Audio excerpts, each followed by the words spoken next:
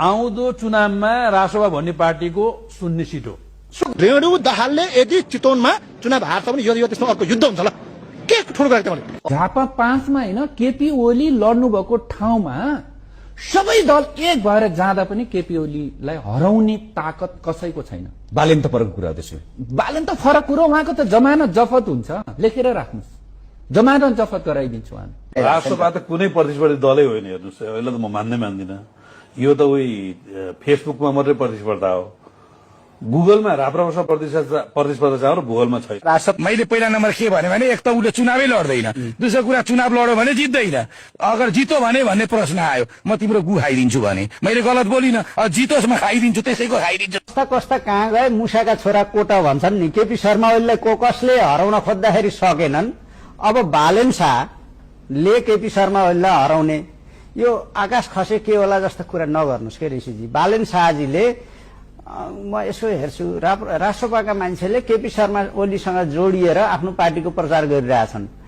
केपी ओली यदि हारो भने चाहिँ म इलाम जिल्ला छोड्छु। झुटा कुरा होइन। बालेन शाहले झापा 5 बाट जित्यो भने 30,000 खसी मैले दिने भाइ। फागुन 21 मा चुनाव भयो भने म राजीनामाबाट सन्यास लिन्छु। निर्वाचन भयो भने म घाँटी गाडिन्छु, घाँटी। बालेनले जित्यो भने झापामा कान काटेर म टिचिङ हस्पिटलमा टाका लान्छु। 20 देखि 25,000 मतले उहाँले जित्न सक्नु भएन छ भने तपाईहरुलाई अगाडि मिडियाका अगाडि यो कुरा मैले तपाईहरुलाई साँची राखेर यो कुरा गर्छु। मलाई कहाँ झुन्याउनु पर्छ? 20 देखि 25,000 मतान्तरले जित्नु भएन छ भने निर्वाचनको मत परिणाम आका दिन म झुन्निन तयार छु। फागुन 21 तपाईँ इलेक्सन गर्न सक्नुहुन्छ, म लेखेर दिन्छु यो रेकर्डमा तपाईहरु अगाडि राखेर। ल गराएर हेर्नुस्, म मेरो जीवनमा पोलिटिक्स छोडिदिन्छु गराइदिनु भएछ नि। ल सक्नुहुन्न, this is next to impossible. मैले त पहिले नै मेरो च्यानलबाट नै भनेको छु फागुन 21 गते चुनाव हुँदैन।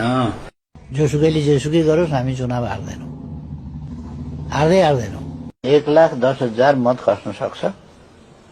1,10,000 मध्ये 60,000 को आसपास मत सूर्य चिन्हमा खस्छ, अरू मत अलिअलि बाँडिएला 23 जनामा।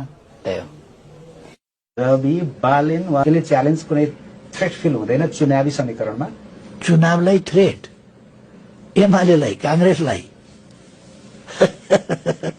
थ्रेट चुनावमा के गर्नुहुन्छ तपाईँ? फेरि पनि एमाले सरकार, फेरि पनि ओली सरकार, फेरि पनि पुराना भनिएका पार्टीहरूको सरकार।